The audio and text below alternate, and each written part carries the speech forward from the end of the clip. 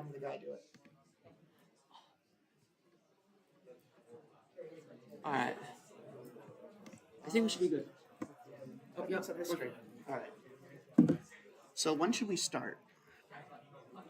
Whatever. All right.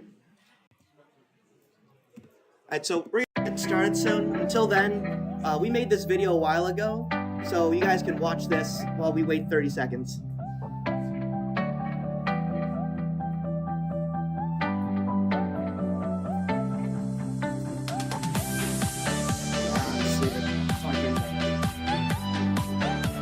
So these are the game covers I first used to make for all the games. And you can tell when they stopped trying.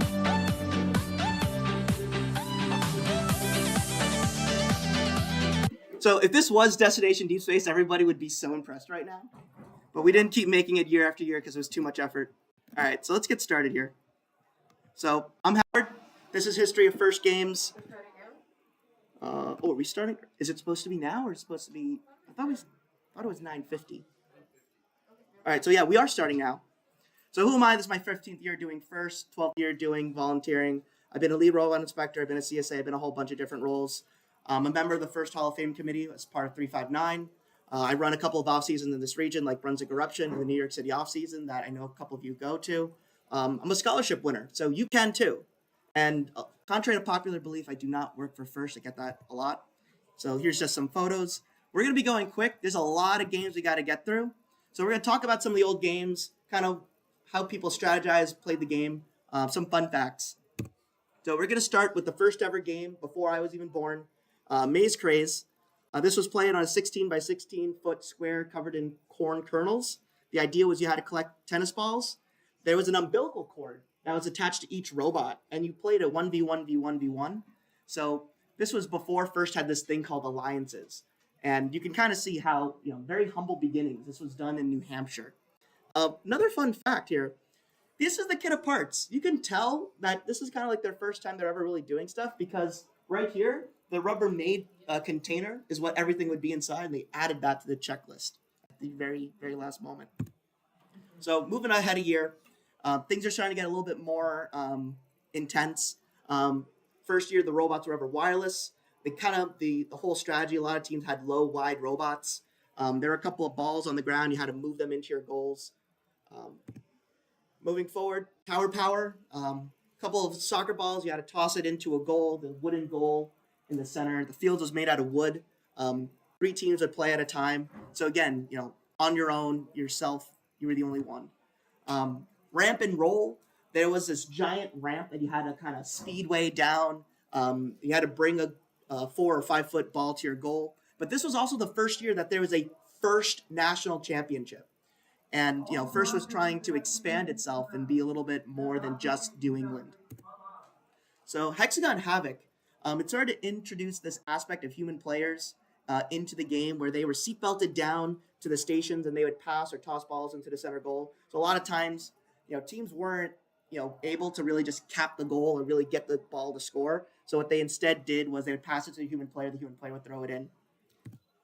Metroid Terror. So this is the first time FIRST expanded outside of New England, and it expanded to this region called the Mid-Atlantic. Some of you guys may know the Mid-Atlantic region or that district. That was where it was. It was held in Jersey. So this was the first time they've done inflatable tubes. They've done it several times now. So every time you see an inflatable tube, everyone always thinks back, oh, wait, what did we do before? How did that year work? So it's really good to know some history of games so that you kind of like, oh, we've seen this challenge before. How did they do it before? How did they do it? Maybe we'll modify it. There are these goals. If you cap the goal, it was a multiplier. That year, FIRST was still, in its infancy. They were still trying to understand kind of what were the rules of the road, if you will. So this team, 1-2-1, they won the world championship by tipping up over other robots. So if you had low ground to the robot, they would flip you over and then they would just win. There's a thing for detaching parts. If you existed in your starting zone, if you detached part of your robot, you would get points. The idea originally was you had to drive back, but the way the rules were written, if you just existed, so if you dropped something there, you got points. And I don't know if people see that in the picture there. This was held at Epcot at Walt Disney World. Championships was held there for several years until we got so big that we couldn't be held there anymore. They would use the parking lot and build a giant like tent over it. Ladder logic. Robots would score balls into a tall center goal or on the side goals.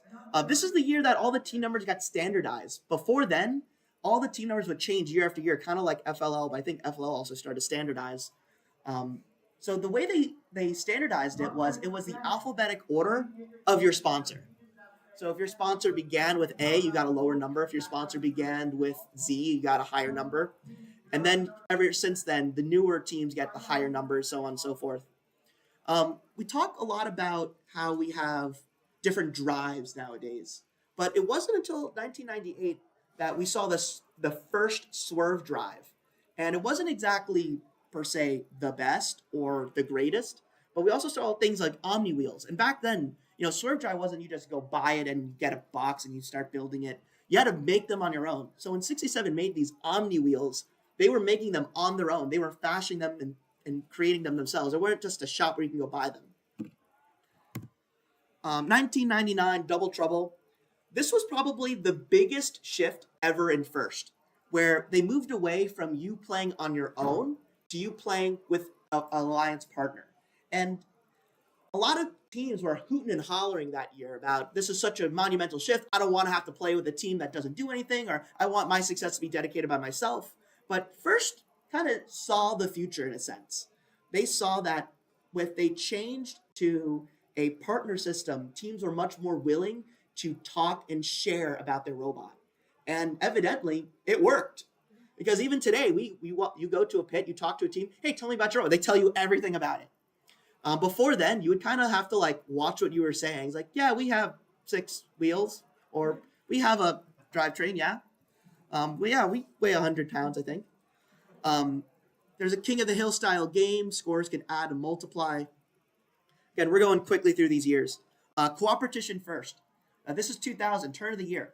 This is the first time a team could score and de-score, and they won championship because of that strategy. Team 25 still exists. I'm from that team. This is also the first time we had the IFI controller system.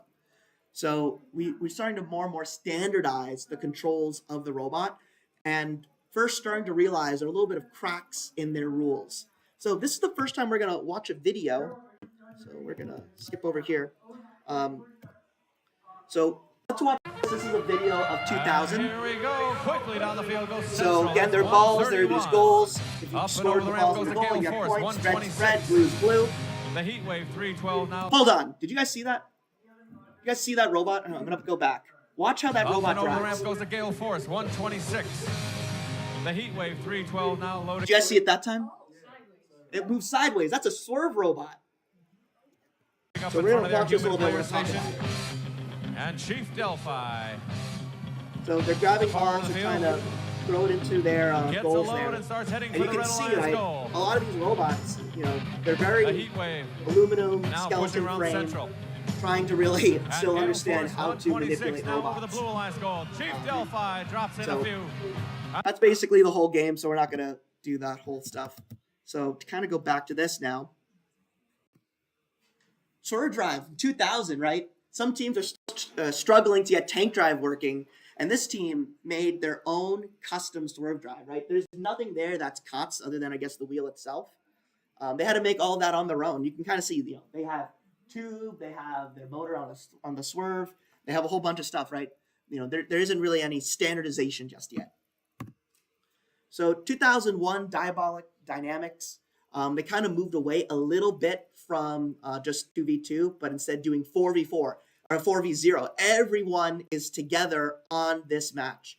And nowadays, we have this thing called the match schedule. So, I'm in match 1, 5, 13, 21. And, I know who I'm going to be playing with in the afternoon. Let me go talk to them now. We can figure out kind of how we want to play this game. That is not how that game worked. They would tell you you're in either match 10, 11, and 12. And 12 teams would kind of come to the field, and then only then would they find out what match they're in. So you only had 5 minutes, really, to talk to your partners and figure out, all right, you score here, you score there. And it was tense. They would be some heated debates on how people want to play that game. And you only had 5 minutes to figure it out. So there's a time bonus that year if the match ended early and all the teams hit their E-stop. And this is also the first time championship split into 4 divisions. And for those who don't know, the championship divisions were originally Curie, Newton, Archimedes, and Galileo. If you win your division, you advance to the final field of Einstein. And the idea is they wanted to celebrate these famous scientists, engineers, these great people of STEM. Zone Zeal 2002. This was the first year that we had a robot that really kind of just was head and shoulders the best robot and a dominant game changing robot. 71, we're going to see a bigger picture of them in a little bit. Their robot had wheels and it drove, but it also walked. And it had these little like things that would rotate, kind of like locomotion. And the idea was the more friction you had on the field, the more you could push.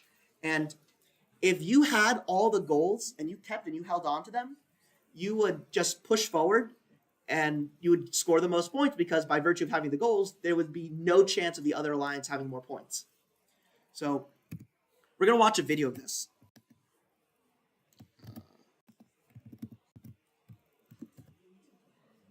So the goals in the center. And I'm going to pause it. So right here, the game is already over. 71 has grabbed all 3 goals, and they're now possessing them.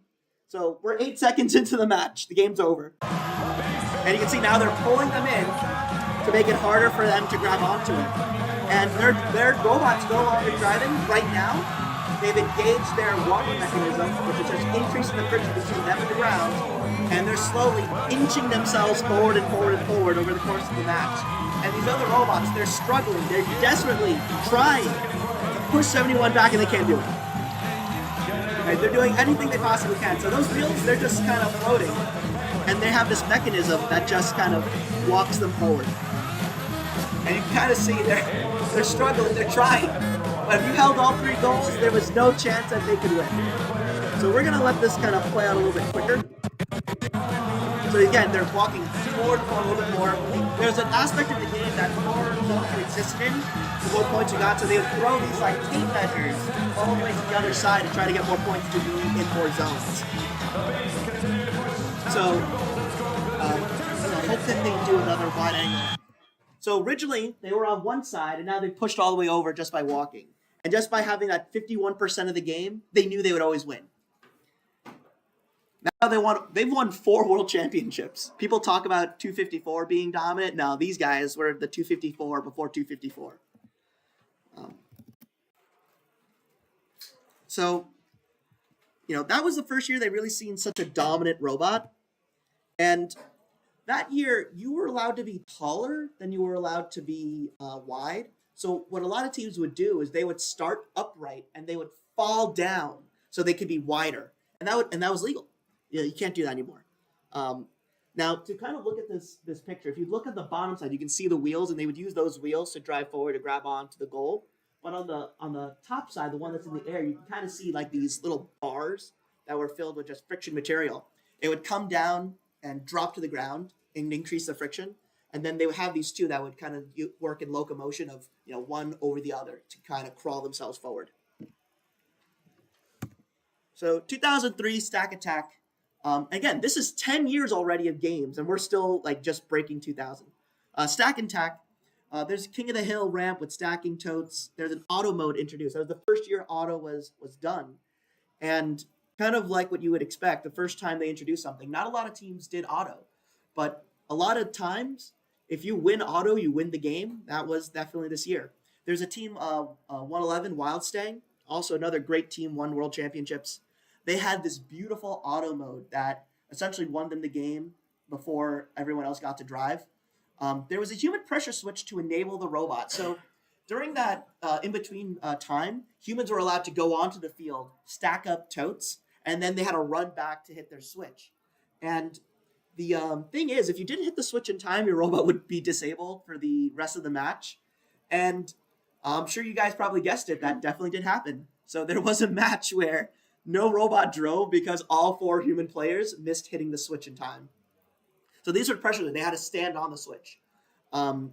This was also the first time the game animation was introduced, all done by Dave Lavery, a NASA program executive. This guy would run, tirelessly during the holidays building the game animation. And his quote, heating his house with rendering computers. 2004, raising the bar. Um, Robots would bring balls to the goals, and humans would toss them into the goal, kind of recycling a little bit of game ideas, if you will. There was this giant ramp on top of the human players, the alliance walls, where more balls would fall down. This was also the first year the Mechanism Wheel was introduced. A Team 357 Royal Assault. Unfortunately, I don't know if they exist anymore. They created this Mechanism Wheel, and they used a Mechanism Wheel drive so that they could both drive forward and kind of strafe at the same time. Triple play, 3v3. Now we're starting to get more and more teams into it. First is realizing, wait a minute, we're expanding more and more. It's not possible for us to kind of get all these people into all these matches. So instead of 4 robots playing at a time, now we have 6 robots playing at a time. And just because there's more teams, you have more teams playing every match, more matches per team. So this was played as kind of like a robot tic-tac-toe with these triangles and these tetras on the game. And there's these ones with these green stripes. Those would be vision targets. And if your robot dropped it off, you would have possession of that goal. This year, right, if you played it right, you play tic-tac-toe, you would always want to try and get the quote-unquote center one to try to win. A lot of contention over these different goals. But also very important, right, to get those tic-tac-toes, get the across. Anyone ever hear of Andy Mark? This is the first year that Andy Mark began working with First, and they started to standardize a lot of parts. This was the first time of the kit chassis or kit gearboxes, and the idea was they wanted to raise the level of competitiveness from some of these teams, because a lot of teams, when they would build robots, unless you had a lot of backbone in machining, a lot of backbone in design, a lot of backbone in building, it wouldn't always work out that well, because you only have 6 weeks to build these robots. And what the kit chassis did is it gave this base for a lot of teams, and the kit has only gotten better and better over years, but it allowed teams that didn't have as many resources, that didn't have this backbone of maybe corporate sponsorship or mentors or design thinking, to kind of also play at a higher level. 2006, Aim High. We're starting to get more and more into modern First. Auto had a bonus for winning. And if you won auto, it dictated the flow of that match. If you won auto, your goal would turn off and the opposing goal would turn on. And then the next 30 seconds, their goal would turn off and your goal would turn on. And then the last moments, the both goals would turn on. And this really dictated the flow of the match. If you won auto, you wouldn't necessarily go play defense. You would go reload your robot with more balls to go score more. Accuracy and speed was king. In other games, if you kind of got close to the goal, it would kind of fall in. This year, because of the nature of the overhead goal in the circle, if you didn't get the ball in the goal, it would bounce out. There was no it kind of went in. There was no bounce ins in that year. So this year has a little bit of a story. The championship losing alliance gave parts to the winning alliance to win. And because of that, Dean Kamen actually wrote a letter to that donor team, saying that this was an amazing, inspiring moment of gracious professionalism. That alliance could have not done that and just won the world championship, but instead they gave them the critical parts that the opposing alliance needed to fix their robots to win that match. 2007 Rock and Roll. There were a couple of different robot designs, and again, First is still allowing people to do different things. You were still allowed to start upright. Your wheels didn't have to start on the ground. That rule, wheel starting on the carpet, only came later. There'd be tubes on your alliance wall, and you'd have to go to the other side and grab them. The goal was this thing called the spider, where it had 8 legs, and for every tube that you got on there, it was 2 points. However, if it was next to another tube, it would be 2 times 2. And if it was next to another one, it would be 2 times 2 times 2, or 2 cubed. And it would have this exponential growth. And the idea here is you would want to kind of wrap around the goal as best as possible to get the most points. And there are these black tubes called spoilers, which would negate one of those legs. So you try to stop them from getting the wraparound. Before I forget, so this robot that had no wheels, it had 0 wheels. And it would start upright, and it would have this little kicker that would kick them off the wall and bring them down to the ground. And they would spend the entire 2 minutes unfolding themselves into these giant ramps that would not only be where teams would get to climb on top of them for extra points, but also it would block the tubes behind them so that they would take away potential scoring pieces from the opposing alliance. And yes, they did really well. First, overdrive. This year was the first time they introduced a hybrid period into the autonomous mode. Teams would be able to be controlled with IR remote controllers, and those remote controllers, they had mixed results. It you would it would be kind of like racing, so you'd have to drive straight, turn left, and the more laps you made, the more points you got. Um, there's this team 1114. Some of you guys may know them, Symbotics from Ontario. This was the first year that a roller intake was so dominant in the game that people started to take note. Wait a minute, roller claws. This is a good idea. So there's these giant track balls. They were like 6 feet wide, and you had to the real challenge of that year was how do you grab that ball? Because every time you try to walk towards it, it would bounce away. The roller intake, ingenious, beautiful idea. Once you touch it, you owned it. That's where a lot of those phrases started to come from. The roller would kind of intake the ball. They would have this little thing. It would come up, and they had a kinetic punch. It would jump and throw it over the overpass. They would get more points for it. First this year, starting to really realize we're not just going to be U.S. first or us first. It would be first and be more international. They had this regional in Brazil with 13 teams. Only recently did that restart now in 2022. That year with 13 teams first had a little bit of a, wait a minute, is there a minimum number of teams that we want at a tournament? And they realized 13 was not the number. 2009 Lunacy, a lot of hard feelings about that game that year. There are a lot of different issues, to say the least. They introduced a new controller called the C-Rio system. This is an industry part that used for a lot of different control systems. National Instruments bid on a control system. They won. They got the compact Rio system implemented. This is the precursor to the Robo Rio. They mandated that everyone use these rover wheels that had low friction with regolith. But the problem was, as they would spin on the regolith, they would generate a lot of static electricity. And you'd have these robots, static shock robot to robot and destroy a lot of electronics at the same time. There were a lot of huge issues with that. But even before we got to the game, we had problems sourcing the game element. Those balls, called orbit balls, they were originally made as dog toys. And the company was partnered with Walmart to sell them across the nation. And first, this is a thing that everybody could get from a local store, quote unquote local. And if they had a Walmart, they could get it. But the thing was, First never told the manufacturer about this. So the manufacturer already had thoughts about discontinuing their product. So when First came to them with an order, we want to buy 10,000 of the product, they're like, wait a minute, this is a great idea. We're going to make one final build of this thing, and then we're going to discontinue the product and be done with it. So they made this one final build, sold it to First, and then told all of their suppliers, like, hey, we're done. We're discontinuing the product. We're moving on.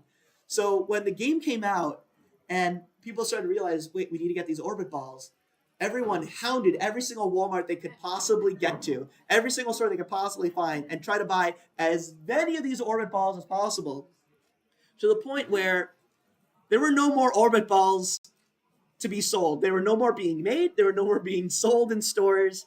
So there were huge issues trying to source these things. People were working with plastic, trying to make their own orbit balls. They would use anything they possibly could to try to replicate the game element that year. And First kind of red-faced, like, wait, we didn't think that would happen. And if you think that that would be the last time that ever happened, you would be mistaken. So 2010 Breakaway, this is my personal favorite robot. Here's the field, soccer ball that year, and regulation soccer ball. And then the problem became, like, how much would you inflate it to what PSI? And then there are different types of soccer balls because the FIFA World Cup used a more, quote, modern soccer ball design. That was a little funny thing when someone asked it on the Q&A.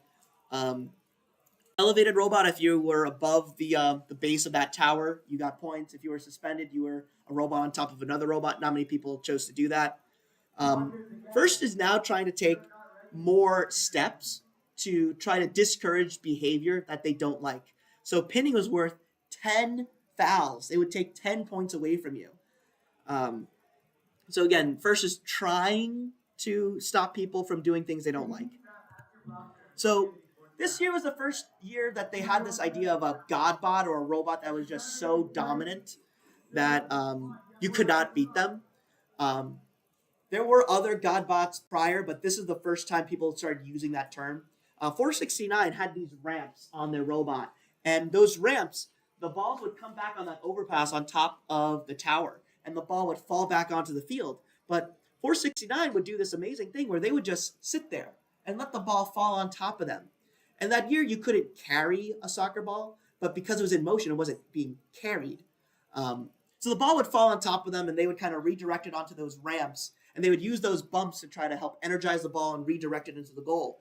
And they would score even after the buzzer sounded. So you may see in the game that they say, the match is scored at t=0, or the match is scored 10 seconds after the buzzer, or when all objects come to a stop. Well, that year it mattered because they would keep scoring even when t=0. 67, also another robot that could score after the timer. Their pneumatics were set to normally close. So at the last second in the match, they would swip their pneumatics and it would lift them up as time already expired. So this is a really cool concept robot, right? It's scoring, you can't stop it. It's still scoring when time=0, you can't move. But the thing is, they still lost the world championship. They lost the world championship because you could have one goalie robot, but the thing was their partners got stuck in the opposite goal, so both goals got blocked. They couldn't score anymore. There's a really cool story from Las Gorillas 469 about how they would try to build that robot, and they built a model of the field, and they had these PVC pipe ramps, and they would play with these for hours and hours to try to see what can we do to make the ball go further, make it go faster, farther. It was only when one of the kids got a little bit lazy and kind of rested his ramp on the bump, and the ball fell down on the ramp and then used the bump to kind of energize itself. Wait a minute, do that again. And they're like, wait, this idea works. And they created that whole concept of their robot. And the thing was, if you were watching that year on the Q&A, people started to realize, wait a minute, this is what they're doing. But they didn't realize how they were doing it. And that's what made them, world finalist. Another fun fact that year, 1114, another really great robot, they were in a match against 469. So in that match, what they did was they told their partners to block their goals.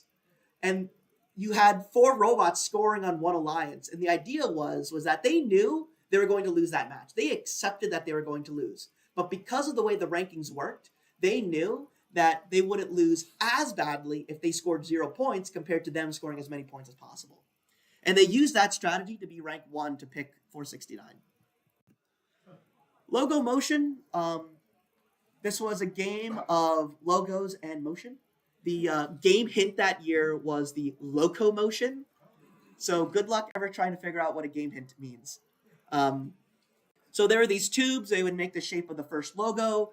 If you got the logo correct, which some teams didn't, very rarely, but then they would make fun of, you would double the value of all those tubes. 1, 2, 3, 4, or 1, 2, 3, and they had these Uber tubes, which would double the value of 1 peg. And they had these mini bots, and the idea from Woody Flowers was, we want to get more people interested and involved in robots. So let's swarm them with robots. Let's have as many robots as possible. So they had this idea of detaching robots and having these mini bots do some other task. That task became climbing up the pole. So if you were first, you got 30 points, then 20, 15, 10. This was very lopsided scoring. So you could work really, really hard and score all 3 tubes on the top level, and you'd get 18 points. Or you could do nothing and score your mini-bot, come in first, be the only one that does that, and get 30 points and win. So it was very lopsided. It really came down to the mini-bot race. But there's a little fun fact about the mini-bot race. 2 fun facts. One, if all 4 mini-bots triggered the tower, and the match would end. So this is an Einstein match. The match ended at 7 seconds. And that's just a little bit of a tale of just how quickly people were going up those poles. They used a lot of FTC parts that year. There's a whole story to that we'll get into maybe at the end if we have time. What could have been? So first considered allowing teams to vote on what the end game would be like. And if you read the manual and you look at a match, you'll notice that if a team came in first place, 4 lights would turn on, second place, 3 lights, third place, 2 lights, fourth place, 1 light, because the original concept of the game wasn't the team that got there first got the most points, but the team that got there closest to 0 got the most points. Or the team that came in last got the most points. And you try to fake out other teams to try to get there at t equals 0, but not miss the time.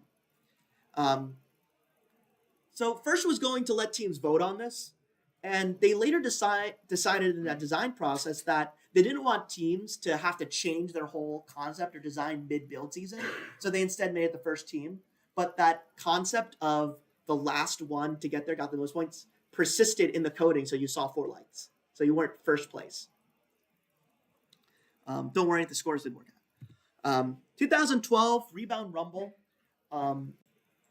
Every team was given a Microsoft Kinect. And during Auto, you had this hybrid mode where you could use the Microsoft Kinect to give signals to your robot to do something else. So you would see, some teams, trying to do some stuff. And there's a really funny video from 254 kind of making fun of how this hybrid period didn't really mean anything because there's nothing changing on the field. So you already knew what your robot wanted to do. So it's always more efficient just to program in Auto. This is the first year they brought in cooperation. So there were these bridges, red, blue, and white. And if one team from the Red Alliance and one team from the Blue Alliance balanced on the middle white bridge during quals, you would get 2 RP. So it's like you won the match. There was an incident on Einstein that year in the World Finals of hacking. We're not going to talk too much about it unless we have some time at the end. So sorry, kids. But there's a white paper if you want to read about it.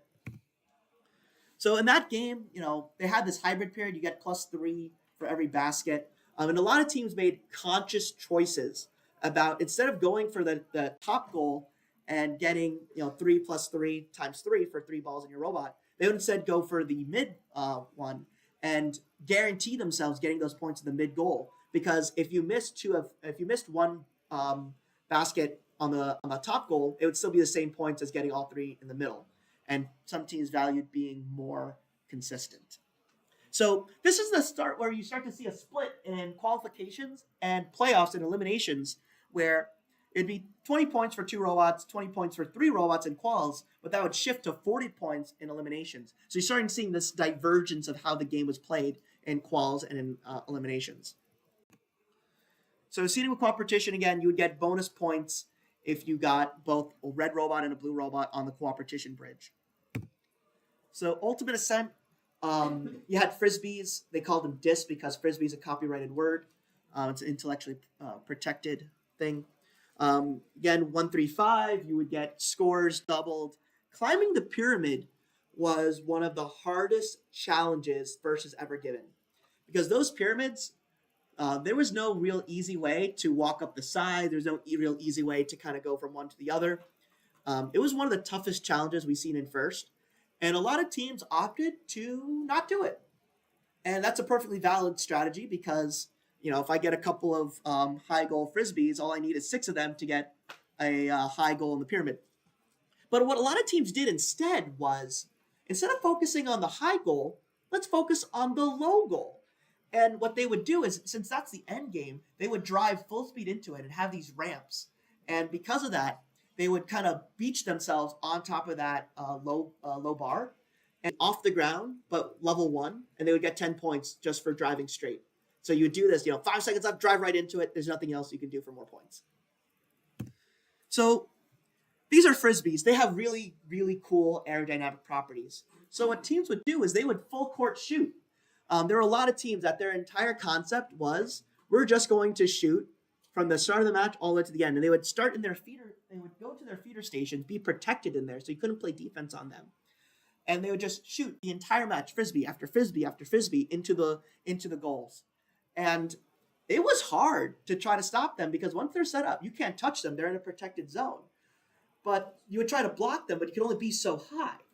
So what some teams did, like 869, unfortunately they no longer exist, they would use this giant fan. They would try to blow the frisbees off course. So there would be this constant battle of them turning the fan off and on, and the teams trying to readjust their shooter to work or not work with the way the wind was blowing.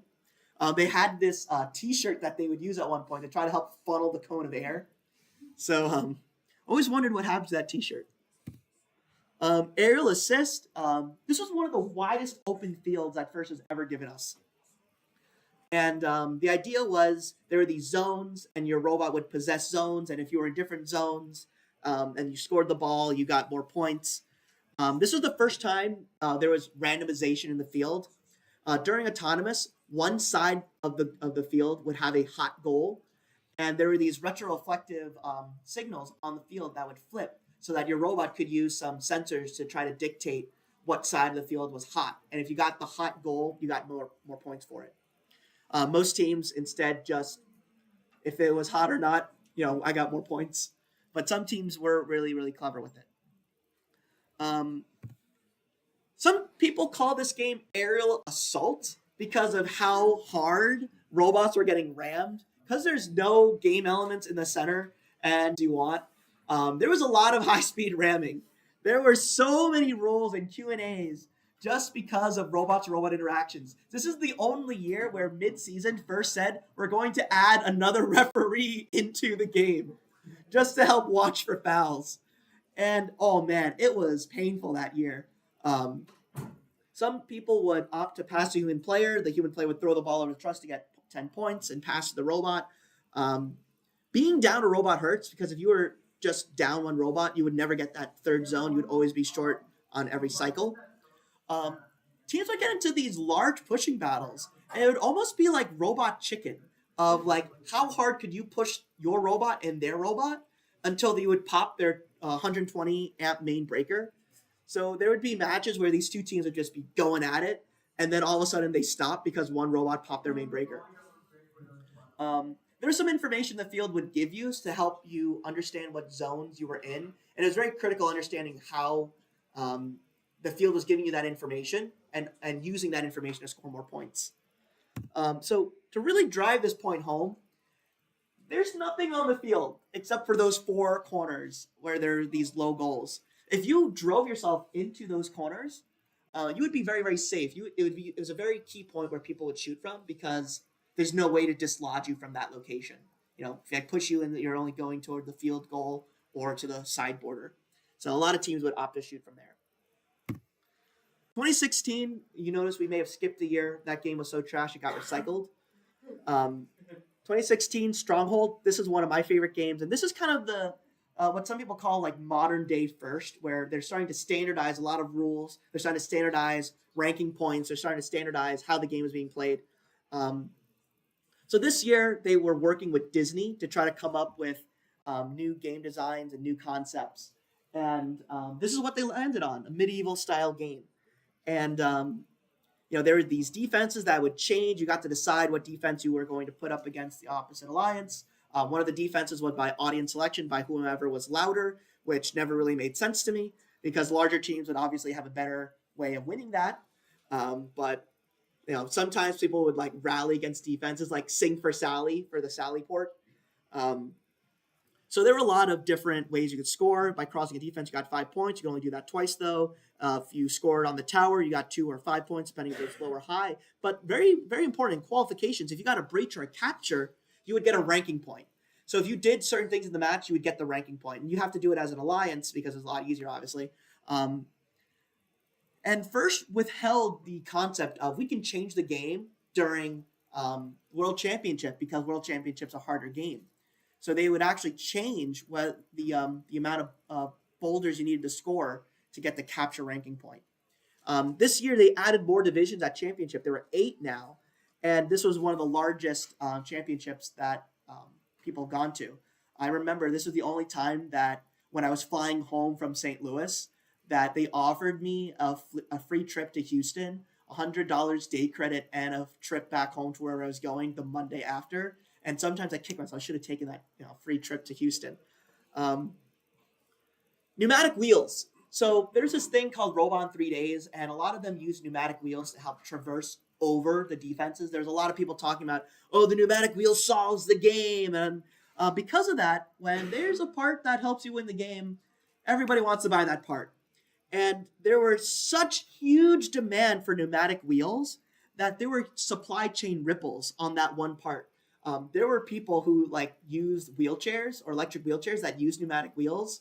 And I just think about it, the wheelchairs in the shop and they can't get pneumatic wheels because this robot team wants they want spares for their wheels at tournaments. It got so bad that as shipping containers were coming into the US, they were already being sold the wheels inside the shipping containers.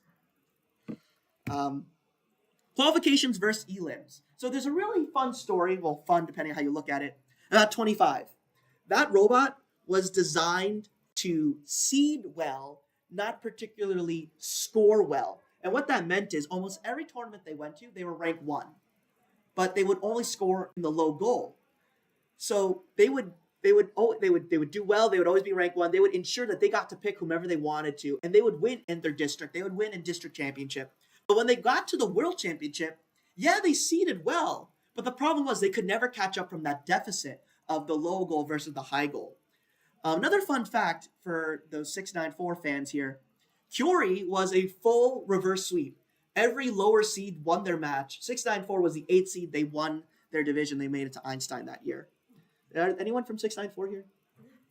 Yeah, that's what I thought. All right. First, Steamworks.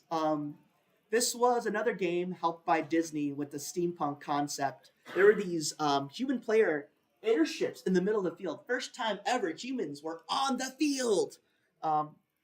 There are these whole different ways that you could win or score points. If you brought gears to your airship, they would bring them up into the air. They would drop them off on this peg that was on a spring, and they drop the gear up. They would lift them up into the airship, and they would put them on the airship. They would spin up the rotors. They would get points for that.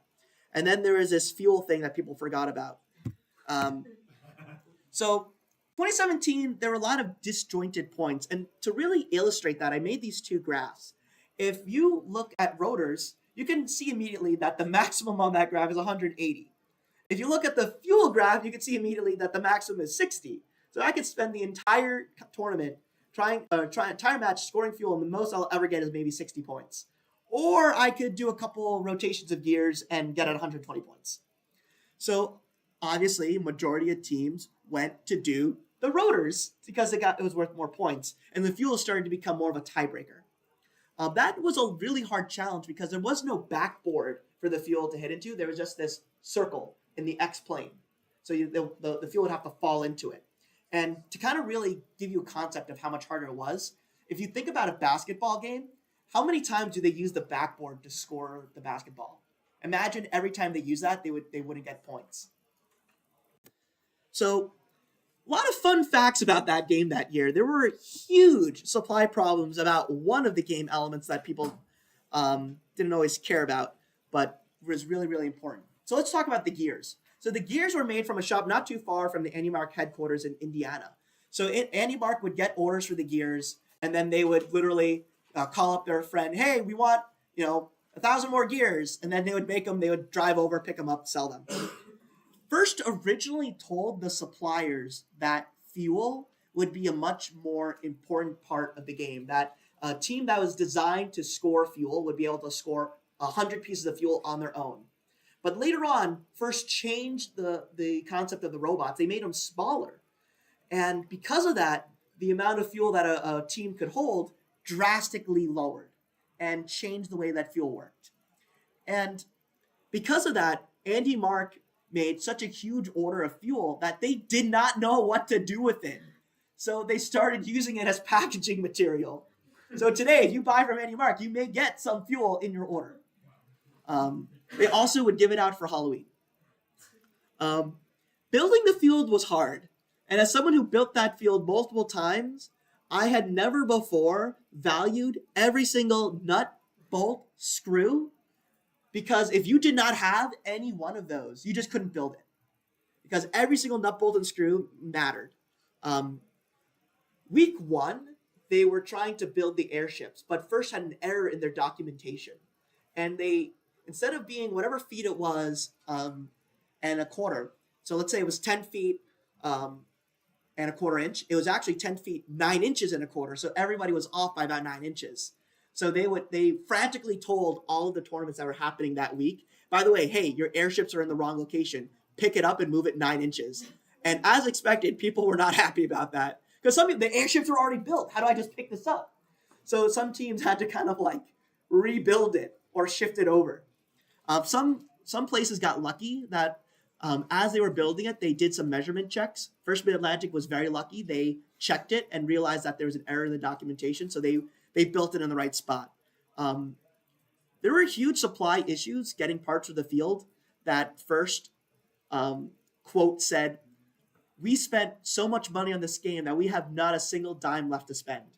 And we don't have any more money for spare parts." And what the volunteers said, it's not spare parts if we never got it in the first place. So, people were starting to manufacture their own stuff for the field because First was having such huge supply problems. So the springs were used for the goal. The gears would get dropped off on the spring and then it would get brought up. But sometimes you would hit the spring so hard it would jam and it would break. So the springs had a little bit of a lifetime to it. And McMaster-Carr sold the spring, and First is like, a standardized supplier. Everybody can go to McMaster-Carr and buy the spring. They'll have enough, right? No. McMaster-Carr would later say that this was the hugest spike in a single weekend for a single part in their history. It got so bad that First started to tell people, hey, if we start to run out of springs, we're going to take a spring off both sides of the field. So instead of having 6, there'd be 4 places that you could score from. People would go to different companies that specialize in springs, like Vulcan Spring, for example, and say, hey, here's a spring from McMaster-Carr. Can you make us as many of these as possible, trying to match these characteristics? And man, trying to find springs was hard. Split World Championships. This was the first year that First had split the World Championships between Houston and Detroit. So people started having these concepts of having a half World Championship. That year, to try to combat that problem, First held this thing called Festival of Champions, or FOC, FOC. This would be where the world champions of North and South would come together and, let's figure this out. So Festival of Champions, hugely, it was really cool, really great to watch. First decided to later discontinue it because the cost to do it versus the value of it just wasn't there. So FOC went away. 2018, Power Up. So this game was all about time and being fast. And the idea was there was these scales and there's these switches on the ground. And the longer that the scale was tipped in your favor, the more points you got every second. In auto, that was 2 points. In tele, that was 1 point. And then there were some tangential things that you could do with the vault that really didn't make a difference. You had the face the boss. If you had 3 robots climbed, or you had the power up, or the auto quest of trying to get in auto, owning your switch and people across the line. And the idea of this thing was that we first wanted teams to help other teams create auto. And if you were to track how many teams got mobility scores at tournaments from 2017 to 2018, the numbers skyrocketed because now there were incentives for teams to go help other teams. And teams started standing up little divisions of their teams that would just be the sole purpose of giving people auto modes and helping them drive straight. And sometimes it'd be amazing to me how difficult it would be to just drive straight in auto. Some teams like 694, they had mobility missionaries that later turned into Pulse Crew, which you can watch their presentation later today after lunch. Citrus Circuits had this thing called Citrus Seals, which would go to their partners to try to help them. So teams would start to break off portions to just make sure their partners would work. Get ahead, stay ahead. There would be these points of no return that there would be nothing else that you could do in the match that would let you win. And you can kind of see, like, if you owned 1 versus owned 2, it would just get further and further and further the disparity. So the center scale really is what determined the outcome of that match. Fun with 254 that year in 2018. They went undefeated the entire season, 54, 0-0. And the reason for that is that they would win in auto. They would have 4 cubes scored in auto, which is drastically more than any other team. And because they won in auto, it would be so hard to catch up for 2 reasons. One, they would already have possession and they'd be constantly scoring points. But because of just physics, if your scale was tipped in your favor, it was an easier challenge because the scale was lower to the ground. And for the opposite team, they'd have to go a higher distance. So even just physically thinking going 4 feet versus going 8 feet, it takes longer to go 8 feet than 4 feet, twice as long, but it'd also be a harder engineering challenge. So for many times, the match was already won by the close of auto. 2019 Destination Deep Space, presented by the Boeing Company. A lot of fun that game. There were a lot of concepts of how do you climb to level 3 in the HAB zone. So there's this kind of like a winner circle of lower, second, and then higher, and you would try to get to the third. And there were these different hatch panels and cargo. If you want to learn more about the game, you can watch a video about it. But we're going to talk a little bit about how first created the game. The original seed concept of the game was architecture. And after 2017 of having so much pain building the field, first moved to a new system of even and odds, where there'd be two teams building a game. One would take even years and one would take odd years. And the original seed concept for this game was architecture. They wanted the idea of the robots, the teams building the goal for them to score in. And they had this concept of these poles, and you would take these poles and you put them into these slots, and you would build the goal and you drop a ball into the goal. But they found that it was too difficult. So it ended up being these hatch panels would close up the goal, and then the cargo would be able to go in. And you got points for that. Boeing sponsored the game, but they didn't really contribute anything to the game other than the color of cargo. The cargo was orange to match the space suits of Boeing. Fun facts. Ford sponsored a new award called the Autonomous Award, but when they started doing that, they got a little bit worried at first because they were told that there was going to be no autonomous period that year. There was going to be the sandstorm of you weren't going to see the robot, you would be able to drive them. And first, thankfully, we're okay with this. We still want to sponsor this award. They still sponsor anything to this day. Teams suck. So several teams use the power of suction to climb to level 3 and preserve space because you would want as many robots theoretically on level 3 because it was worth more points. During this reveal day, 690, the center obviously, we could have another robot up there. And having another robot up there gave you more points. And it gave you this ability to have more points. And a lot of teams would use this idea of suction to try to get more robots up into the air and get more points for it. Really amazing concept. Some teams would spend the entire 30 seconds trying to climb. They did it in 5. This started to become an arms race. People's like, I got there in 1 second, or I got there really quick. And then a lot of teams would start creating these buddy climbs where they would have maybe these wings that would unfold, and they would do it in other years too. But you would tell teams to drive up into them, and they would drive up onto your wings, and then you'd just climb up and bring everyone up to level 3. As some people say, the easiest way to make sure someone climbs is to put them on your back and put them there yourself. We're going to skip the COVID years. 2022 Rapid React, again, sponsored by the Boeing Company.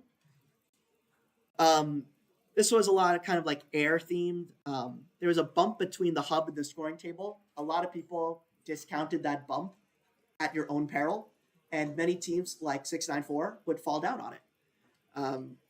It happens to everybody. A lot of teams would try to take the bump too fast and they would tip over. So you had to kind of really be careful. And even today, right, people say we have a bump side auto versus a non-bump side auto because people would be afraid of the bump. First likes the bump. It protects their wires and it's pretty low profile. So don't think it's going away anytime soon. Cargo could fall anywhere. So if you scored into the hub, the hub would randomize where it would spit out from. A lot of teams would have a shoot button to score their ball, but this one team, 1690, had a don't shoot button. Their robot was programmed to always track the goal, and they were on this giant turret. And it didn't matter where they would pick up cargo. If their robot had a certain percentage confidence level of scoring the ball, they would just shoot. You didn't have to do anything. The robot would just do it.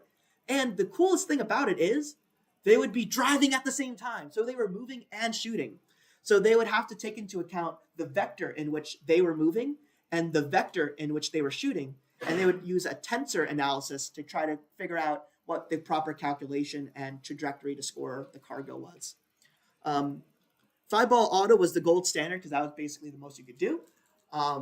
Teams would almost fight over one another. Oh no, our 5-ball auto is better. No, our 5-ball auto is better. We want to do it. And part of the reason was, one, they wanted to score, but also remembering that qualification matches are also a little bit of a show and tell, showing teams that, hey, I really have this, I can do this.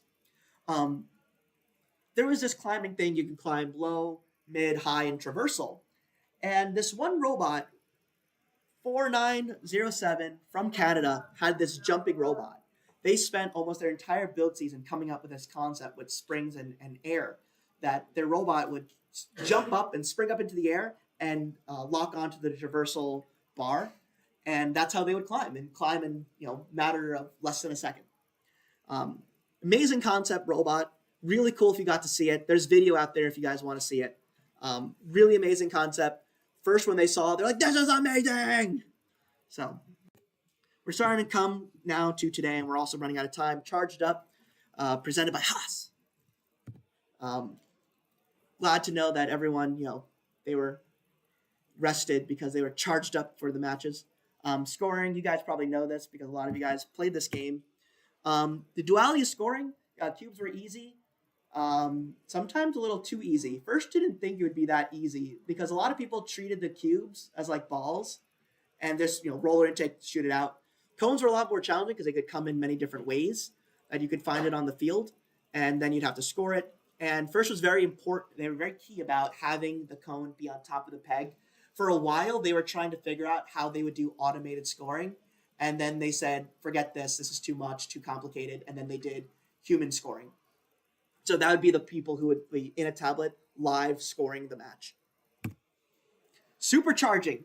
So first didn't account for what you would do when the grid was filled. And in mid-season, they changed the game to have this mechanic called supercharging, where nodes can be scored twice.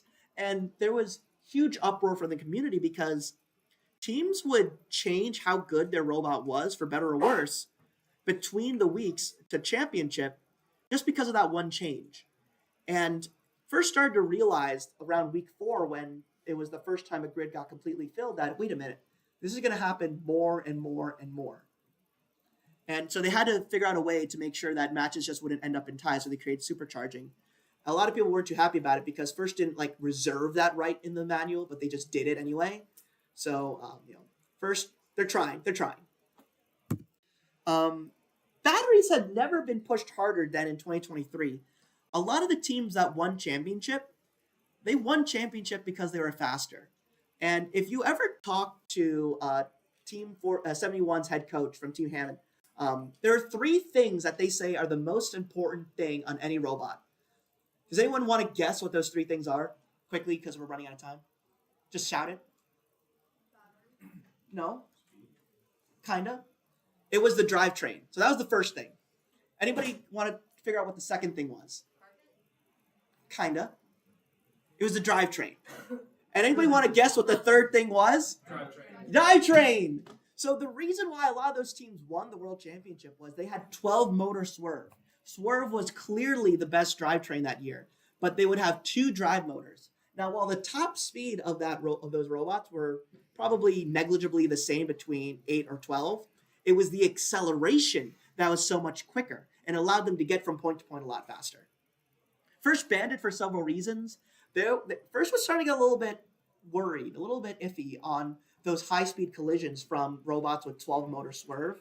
When they hit another robot, if you guys were in the presentation earlier, you would see batteries fly out, robots tip over, and it was starting to get more and more dangerous. That I'm really happy that first started to clamp down on it. And it really became an arms race of who could put more motors, more things on their drivetrain faster. So, was that in use in 2023 or banned for 2023? It's going to be banned for next season. So it's in use last year. It's in use. There were a lot of teams. To try to quantify that, you'd have to survey teams, and I never did that. So we've gone from 1992, before many of you were born, all the way to today. Any questions? Now, there's a lot of ground to cover, a lot of things to talk about. Did you say now that they have a 2-year cycle for each? Yeah, they're even and odds games. So there's two different crews developing the game. Yes. That started Around 20, it started after 2017, after they realized that they needed more time to source stuff. So here's some references to where a lot of the information that you can find is, and some videos.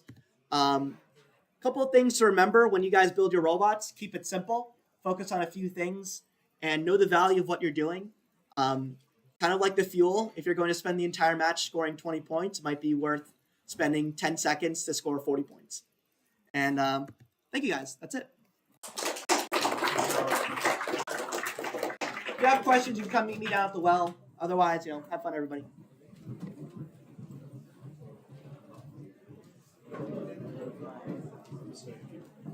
I learned that not all presentations are the same time, and mine is longer than the Yeah, I realized mine was 1 hour. I was originally a 9 o'clock slot, but it wasn't, so that's why it's that's fine. Is that our water? Yeah. Oh, we should you can take one, and then Cool.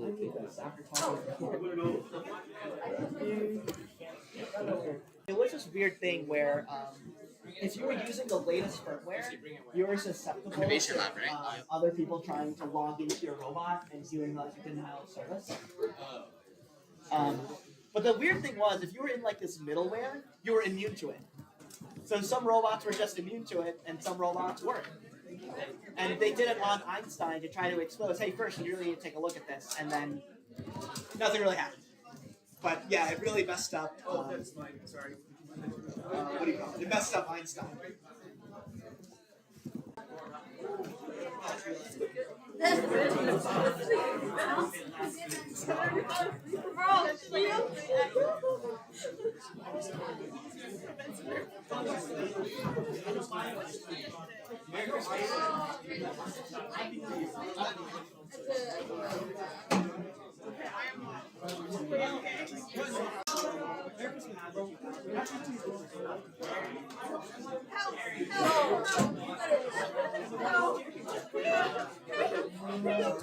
First doesn't let you descore anything.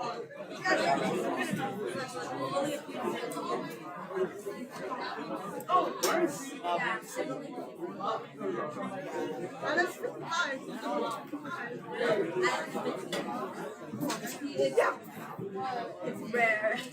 It's limited edition stuff. What's the one that's been Elijah?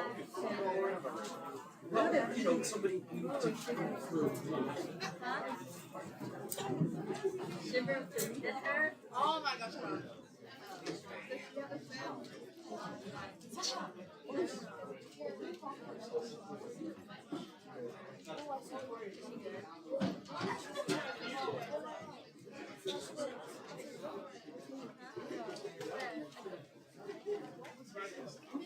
Oh,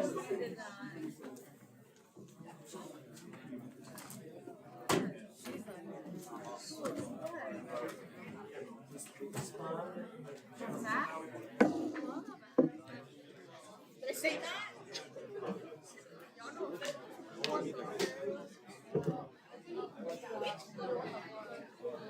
Bro, my feet is sticky. Okay, I'm gonna add another one.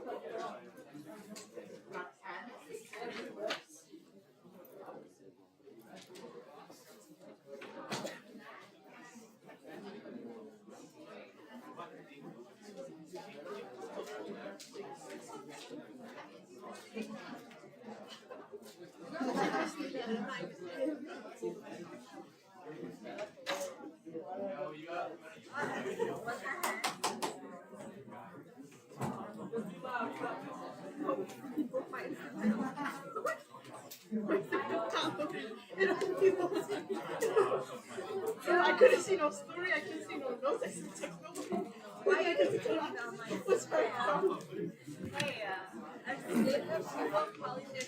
right, good morning, everyone. We're gonna get started. Yeah, it's 10:58. All right, so welcome to Niche Ways to Improve Robot Design. Well, first of all, let me introduce myself. I'm a senior at Stuyvesant. I'm the president of one of our FTC teams, and it's my third year doing robotics. These are robots from the past 2 years, so I don't know. Yeah. Just some disclaimers before we start. Like I know a lot of you are from FRC, and I have an FTC background, but a lot of these concepts can be applied to FRC and like other general engineering applications as well. And also some of these things are probably more widely used in some fields and not as much in others. So yeah. So the first thing is timing belts. I know a lot of people already know, but there's something that is really useful for robotics and like general other applications. So first of all, a timing belt is just a closed loop of rubber with a series of teeth, and they work in conjunction with pulleys. And there's just a diagram of a pulley or of a belt on the bottom left here. And another very common thing is chain. So a chain is plastic, usually plastic or metal, while the belt is made out of rubber. But the chain uses a sprocket, the belt uses a pulley, which can be 3D printed. I'll talk about that later. A good thing about chain is that they're customizable. You can just break a link and then like rechain it back. But they're heavy and bulky and usually generates a lot of noise, which is, I guess, like more subjective. But yeah, a belt is much lighter and compact. It's more energy efficient, and they're also incredibly strong. If you've ever tried to snap a belt by pulling on it, it's almost like humanly impossible. So yeah, like I said before, pulleys are 3D printable. So we actually have a bunch of examples here for a robot from last year. So we use belts very heavily. So unlike sprockets, we can make these out of plastic, and you don't need an advanced CNC machine and like special tools to manufacture pulleys. So they're much lighter. So I don't know if all of you can see. I don't think so, but basically we have a bunch of pulleys. You can see there's a timing belt here. If you're in the front eyes, you can see better, but we have these black and white pulleys that we 3D printed, and they've held up over the course of the past 12 months of like constant use. And you can customize the mounting, which is a really important one. So you're not forced to stick to whatever pre-manufactured sprockets there are. You can just change your design in the CAD and mount it wherever you want. You can also rapidly prototype your pulley sizes. So again, just another like benefit of being able to 3D print them. You don't need to purchase sprockets and wait for them to ship, or you don't need to spend time manufacturing the sprocket. And yeah, it's just much more flexible than a chain. Yeah. And I think these are the two most common types of timing belt that we use in robotics. HTD5. So the 5 indicates the pitch between the teeth, not the pitch. The distance between the teeth is 5 millimeters. Usually these are used for more high torque and strength applications, and are not as strict in tensioning. GT2 belt, the 2 indicates 2 millimeters between the teeth, and they're used for high accuracy and precision. Because the teeth are much smaller and closer together, you can control it much more finely. The downside of GT2 is that it requires very good tensioning. We have GT2 belt on our linear slides here, or like an elevator. So we use this because we want very fine control over our lift height. but we do need to tension them very well. So you can see, we kind of pluck it like a guitar string. That's kind of how you know it's good. And there are more resources online that I'll share later that pertain to this. Yeah, so just going into the applications of timing belts, one very common one is a drivetrain. I don't know if this is as common in FRC, but in FTC we use a lot of belt-driven drivetrains. And this so you can keep the motors in the center of the robot to keep your center of mass in the middle, and you don't need to spread your motors. And that also complicates wiring when you spread your motors out. Yeah, so you can see on both of these from the past 2 years, we have our motors, which are these. See my cursor? Yeah. We have our motors on the pulley here in the center, and we belt drive them to the mechanism wheels, which are on the edge. And that allows us to have space for other components on the edges of the robot, which is usually an intake or an outtake or our electronics components. Another one right on this robot are linkages. We have a virtual 4-bar on this robot, and it's powered by 2 servos, which have these pulleys. So the pulleys are not like spinning, but the belt like creates a linkage, the virtual 4-bar, and it keeps this claw here parallel with the floor, so we don't need a separate wrist to control it. And I've seen people do this with chain. Again, the problem with that is that it's very heavy, and you don't want a heavy end effector on your arm because then you need more torque on your motors. And it also makes your entire elevator system more heavy, which again requires more powerful motors and might slow your lift down. Again, turret, we have one on this robot. So we drive our turret with a belt. I know it's very common to drive it with a gear, but sometimes that's not possible, or your design can't fit a gear, or you can't really manufacture a really high quality gear for your size of turret, because your turret's usually pretty big. So if you're not able to buy, or you don't want to buy a COTS turret, or you're not able to manufacture it, a belt is very easy to manufacture. Again, you're 3D printing the pulley. You can actually split the pulley up into multiple pieces, which is what we did on here, and print them separately and attach them. So this allows us to drive the turret from the side of the robot, and it's very hard to see here, but I have a top-down view on the slide here. Our gearbox is highlighted in red at the bottom here, so we have 2 motors powering it, and these are just normal spur gears attached to a pulley in the middle, and this pulley wraps around, or this pulley is attached to a belt that wraps around the entire turret, comes back around, and we just have tensioning slots on the side here to make sure there's no slippage. And this has worked for us the entire season. The pulley has never had to be changed out once, and it's 3D printed, which is the best part. The next thing is an intake. There's not one on this, but I'm sure a lot of you know from what is that game, Rapid React. Lots of teams use compliant wheels for their intake, and you drive it with a motor that's attached to your drivetrain or something. So you don't have to have a motor like on the outside of your robot, and you drive the intake wheels with belt. So yeah, you just manufacture like a simple Lexan plate or something, and you can attach tensioners to it. And yeah, it's just very versatile, so you can place your motors wherever you want and just belt it to wherever you need your rotation to be.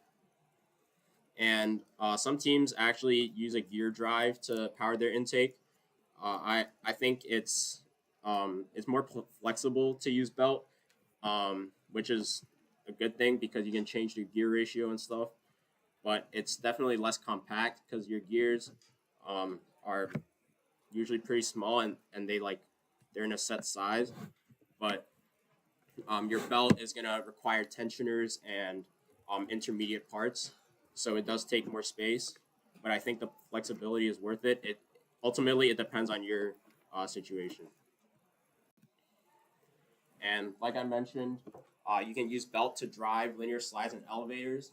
I know FTC is very common to use string, like kite string or fishing string, to power linear slides and elevators.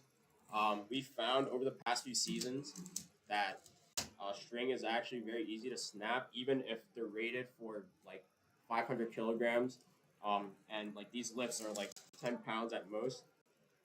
So just over the season, we've noticed like string just snaps and it's very hard to tension.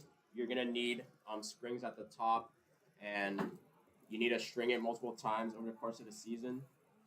So last season we got tired of that. We switched it to a belt drive system, and the belt has only snapped on us once, and that was because we were that was a software issue. If I'm gonna be honest, we were running the motors like against each other, and they were fighting, so it was bad. But like hardware wise, this is very robust, and we just have these pulleys here. The disadvantage over string that they do take more space because this belt is much wider than like a piece of kite string or am steel, but I'd say it's worth it for the robustness that you get on the elevator. And like I mentioned on this slide here, you can fully restring this system in under 3 minutes. We've done it so many times, while a string-driven system would take like 10 minutes, depending on how many stages you have. And one last thing, a lot of you might be wondering, like, how do I actually create these like dynamic pulleys? I use Onshape, so I use the pulley gen feature script.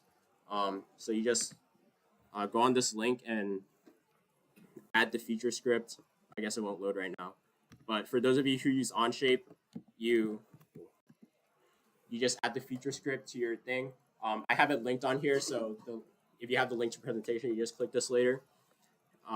And it gives you parameters for how many teeth you want, the mounting that you want, and a bunch of other things. And I'm sure there are alternatives, but it still holds a rotating component. And this is done by attaching that rotating component on a bearing and driving that thing directly. So your axle will be stationary, and it can act as a standoff or a spacer while the component on it still is able to rotate. And I have a demo later for this. So here, there's a dead axle drivetrain. This is just one way that you can see we're kind of combining the belt and this dead axle here. So we have a belt-driven dead axle mechanism wheel. So we have the motors in the center, like I said earlier, and we're belting that to the wheel here. But this axle doesn't actually spin, if this will load.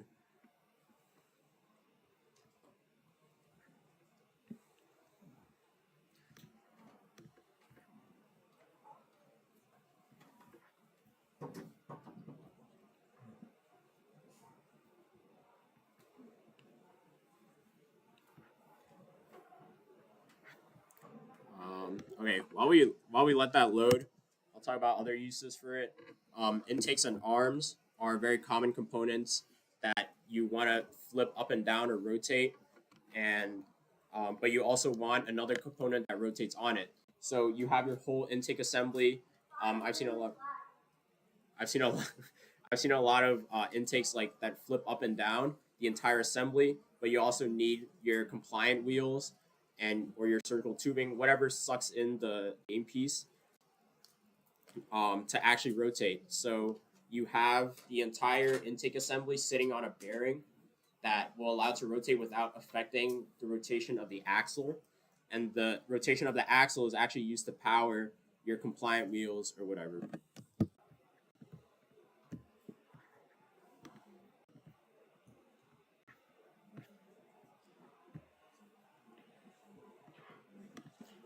I'm gonna animate this.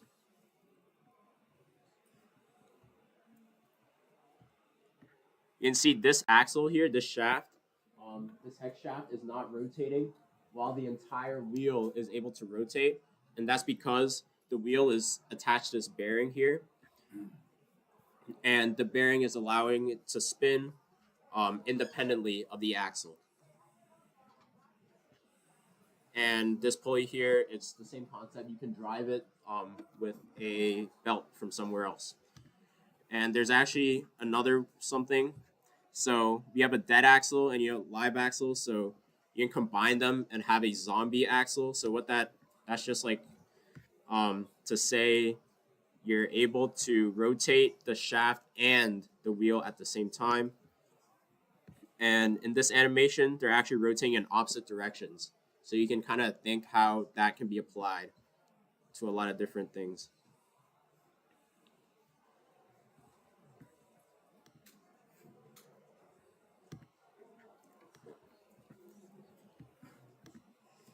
All right. Next thing, there's a little more niche. How many of you have heard of heat set inserts? Okay. Yeah, so this is good. So a heat set insert is usually just a piece of metal, usually brass or stainless steel, and they're used to secure threaded connections, usually on 3D printed parts. So whenever you need a threaded part that's not from COTS or it's like made from metal where you can tap it, you can think about inserts, which you basically melt into a 3D printed part to create a strong thread connection. And you can kind of think of how this can be used. 3D printing is very versatile and can create much more complex parts than like on a CNC router or even a mill. But the common weakness of 3D printing is that fastening it is complicated. You might need nuts, or or if you try to like self-thread it, it's not very strong. But inserts solve this problem. So there's just like a before and after of installing an insert. We have a hole here that we basically put the insert into, and then you use a hot soldering iron to melt it into the plastic. And after you melt it into the plastic, it sits flush with the surface of the part. And now you just have a strong metal threaded connection in a plastic 3D printed part. And you're able to use this in a lot of...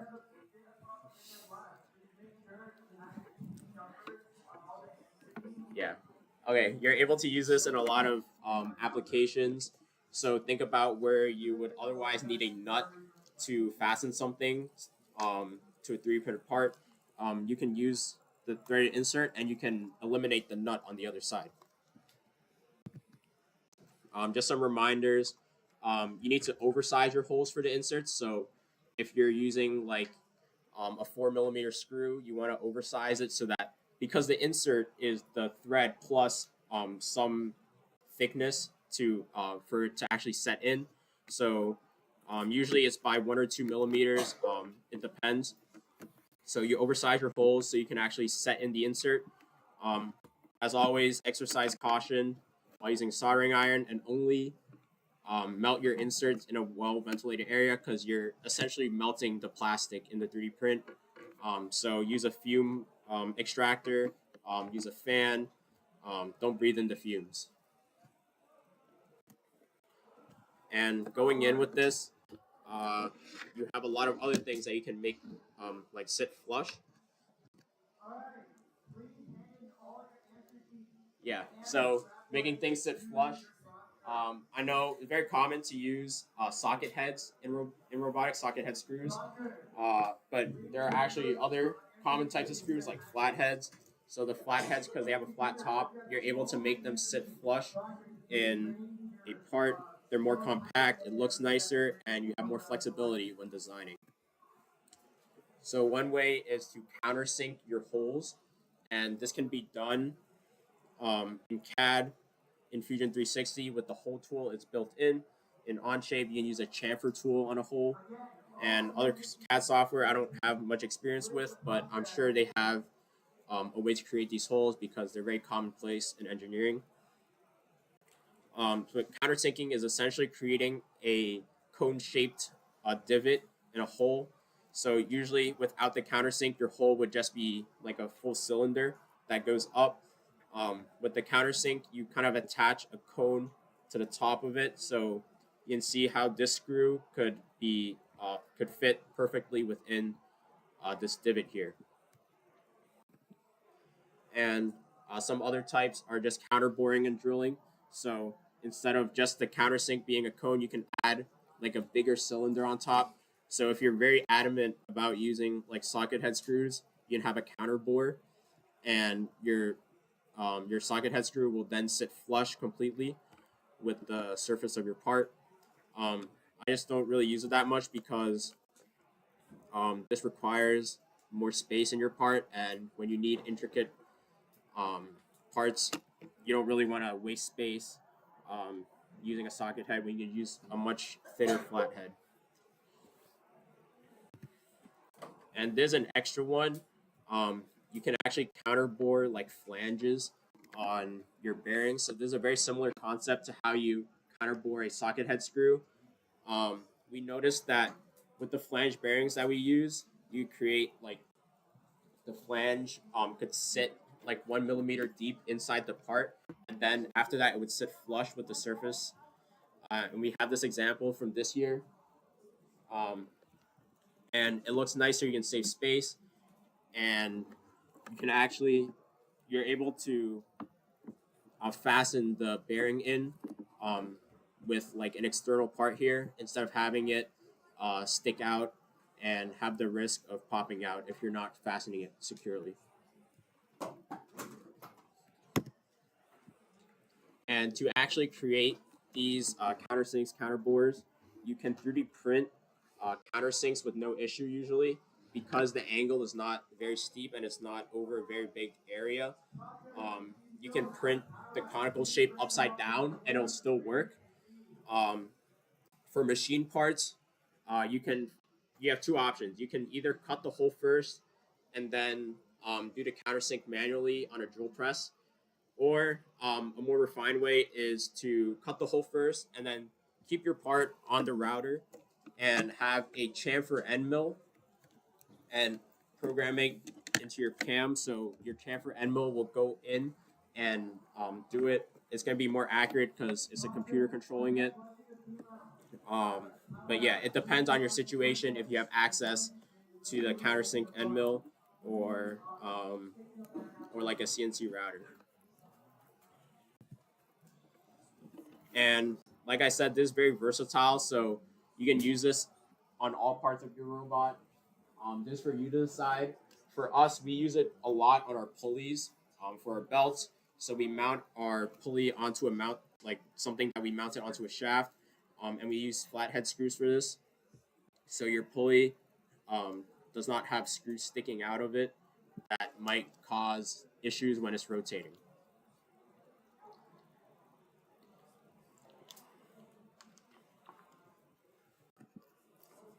All right, next. Another thing that's pretty common, we pocket a lot of our plates. So pocketing is essentially removing some material that you don't need in it. So if you have a big piece, if you have a big sheet of metal and you only have a few screw holes in it, you can think that you can remove the sections where you don't have a screw hole. And that will make your robot a lot lighter. And optimally, you want it to reduce the structural strength by a minuscule amount. You can do this through, I know Fusion has like an analysis for this to create like optimal pocketing. You can also, if it's not like a super important structural part, you can do it like by hand. And also, it looks pretty good. So there's just an example from our robot for this year. Before we pocketed, you can see we have a bunch of empty space here that we don't really have screw holes, and the area of the non-pocketed part is almost twice the one of the pocketed one. So you can see we removed a lot of material in the center here, and we leave these like structural beams, not beams, but like these like lines to make sure it doesn't lose like a lot of structural strength. and you can see like there's just a flat sheet of aluminum, so your area is proportional to your mass. So we basically have the mass of this plate. All right, I'll take questions at the end. And an easy way to do this in Onshape is to use the lighten feature script. So just like the other one, you just click on this and then you add it to your Onshape. I'm sure there are alternatives for Fusion 360, SolidWorks, because it's a very common thing, again, in engineering. All right. One last thing. That's not really a specific thing, but like hiding your components. Not hiding, but making them not so accessible. So this really goes in line with like belt drive systems and like everything else we just discussed in this presentation.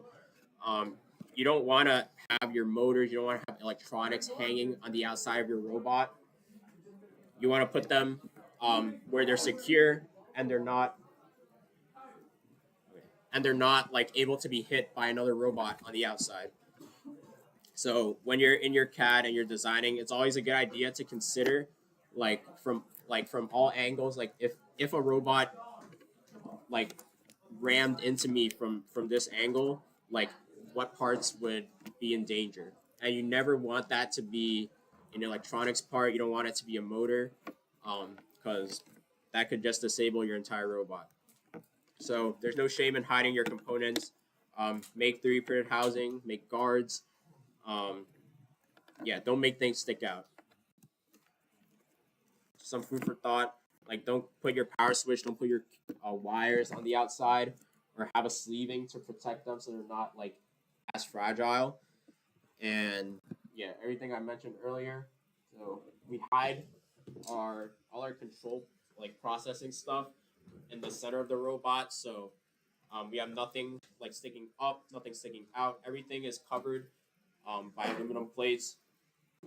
And the only thing that's really sticking out here is the wires here, and we have a sleeve on them to make sure they're not easily caught or like disconnected. Just some resources. Game Manual Zero has resources for a lot of things I mentioned. They have like step-by-step walkthrough of how to CAD a lot of these things. Core FTC is a like all-in-one like 3D printing resource. It's not limited to just FTC. It's basically just like a good 3D printing resource, and these are hyperlinked in the slides. I'm gonna take questions now. Do you have to add any forces in the lightning tool to show where there's going to be stress strain? Yeah, you can do an analysis in Fusion. The lighten tool doesn't do that for you. You have to do that manually. For us, usually we don't really like analyze it that deeply for our parts because the area over which we're pocketing it is not like humongous. And we always make sure to add like the beams in the middle so it doesn't like cave in.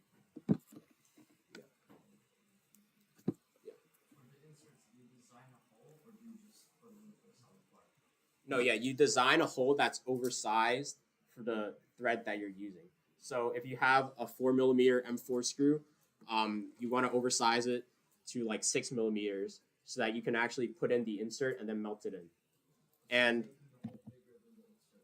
yeah, and for a lot of inserts that you can even find on Amazon, they'll have documentation for how big your hole size should be to properly like install it. Any other questions? Yeah.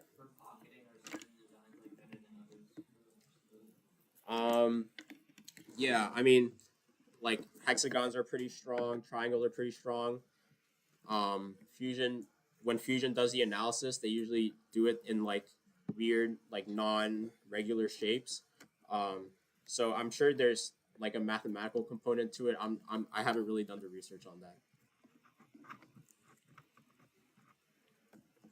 Any other questions?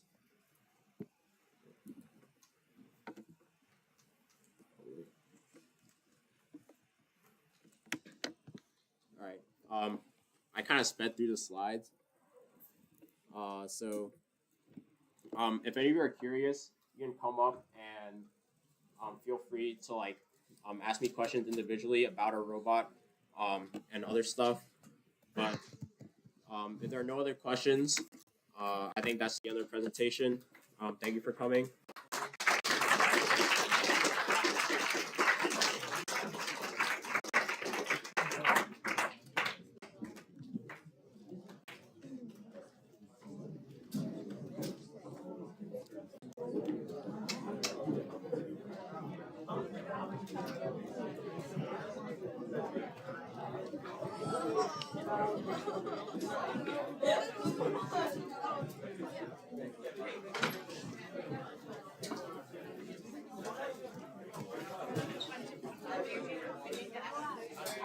He stopped the live stream.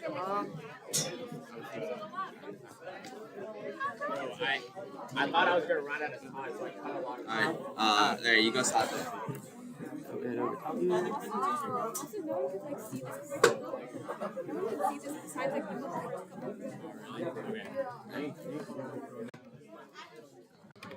Got 30 seconds. Whoa, that's crazy.